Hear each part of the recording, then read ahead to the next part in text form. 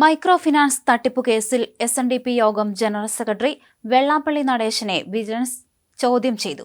Vigilance Kochi unit SP S ശശിധരന്റെ നേതൃത്വത്തിലുള്ള പ്രത്യേക സംഘം ബുധനാഴ്ച കണിച്ചുകുളങ്ങരയിലെ വസതിയിലെത്തിയാണ് വെള്ളാപ്പള്ളിയെ ചോദ്യം ചെയ്തത്. 2016 മുൻ മുഖ്യമന്ത്രി VS അച്യുതാനന്ദൻ തിരുവനന്തപുരം വിജിലൻസ് കോടതിയിൽ നൽകിയ പരാതിയിലാണ് വെള്ളാപ്പള്ളി നടേശനെ അടക്കം പ്രതി ചേർത്ത് കേസെടുത്തത്.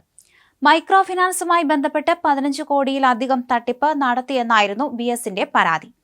2003-2015 കാലയളവിൽ സ്വാശ്രയ സംഘങ്ങൾക്ക് കൊടുക്കാൻ പിന്നോക്ക വികസന കോർപ്പറേഷനിൽ നിന്ന് കോടിക്കണക്കിന് രൂപ വായ്പയെടുത്ത് അഴിമതി നടത്തി. കുറഞ്ഞ പലിശയ്ക്ക് പണം വാങ്ങി ഉയർന്ന പലിശ ഈടാക്കി വിതരണം നടത്തിയും ഇല്ലാത്ത ആളുകളുടെ പേരിൽ വായ്പ അനുവദിച്ചുവെന്നായിരുന്നു പരാതി. വിവിധ SNDP ശാഖകൾ വഴി വിതരണം ചെയ്ത ഈ പണം ഗുണഭോക്താക്കളിൽ എത്തിയില്ലെന്നും പണം തിരിച്ചടച്ചില്ലെന്നുമാണ് കേസ്. അന്ന് കേസ് അന്വേഷിച്ച വിജിലൻസ് SP ആയിരുന്ന S ശശിധരൻ ക്രൈംബ്രാഞ്ചിലേക്ക് മാറിയെങ്കിലും അദ്ദേഹം തന്നെ അന്വേഷിക്കണമെന്ന് ഹൈക്കോടതി നിർദ്ദേശിക്കുകയായിരുന്നു. എന്നാൽ വെള്ളാപ്പള്ളിക്ക് തട്ടിപ്പിൽ പങ്കുള്ളതായി ഇതുവരെ തെളിവുകൾ ലഭിച്ചിട്ടില്ലെന്നാണ് വിവരം. വെള്ളാപ്പള്ളിയടക്കം 5 പ്രതികളെ ഉൾപ്പെടുത്തിയാണ് FIR രജിസ്റ്റർ ചെയ്തത്.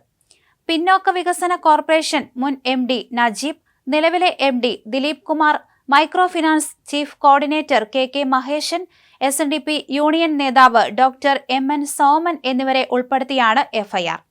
SNDP യോഗം ജനറൽ സെക്രട്ടറി വെള്ളാപ്പള്ളി നടേശൻ മുഖ്യപ്രതിയായ കേസിന്റെ അന്വേഷണം വേഗത്തിലാക്കണമെന്ന് ഹൈക്കോടതി കഴിഞ്ഞ ജൂലൈയിൽ നിർദ്ദേശം നൽകിയിരുന്നു. അന്ന് വിജിലൻസ് SP ആയിരുന്ന S ശശിധരൻ തന്നെ കേസ് അന്വേഷണം തുടർന്നും നടത്തണമെന്ന് ഹൈക്കോടതി നിർദ്ദേശിച്ചു. 2003-2015 കാലയളവിൽ സ്വാശ്രയ സംഘങ്ങൾക്ക് കൊടുക്കാൻ പിന്നോക്ക വികസന കോർപ്പറേഷൻ മുഖേന കോടിക്കണക്കിന് രൂപ വായ്പയെടുത്ത് അഴിമതി നടത്തിയെന്നായിരുന്നു ആരോപണം. പിന്നോക്ക വികസന കോർപ്പറേഷൻ മുഖേന കുറഞ്ഞ പലിശയ്ക്ക് വായ്പ എടുക്കുകയും അത് ഉയർന്ന പലിശ ഈടാക്കി വിതരണം ചെയ്യുകയും ഇല്ലാത്ത ആളുകളുടെ പേരിൽ പോലും വായ്പ അനുവദിക്കുകയും ചെയ്തു. അച്ചാർ, ജാം, സോപ്പ് ഇതുപോലുള്ള നിർമ്മാണ യൂണിറ്റുകൾ തുടങ്ങിയെന്ന പേരിൽ വ്യാജമായി പദ്ധതിയുണ്ടാക്കി. 2014 ജൂൺ 19 പിന്നോക്ക വികസന കോർപ്പറേഷൻ കൊല്ലം ശാഖയിൽ നിന്ന് SNDP 5 കോടി വായ്പ എടുത്തത്.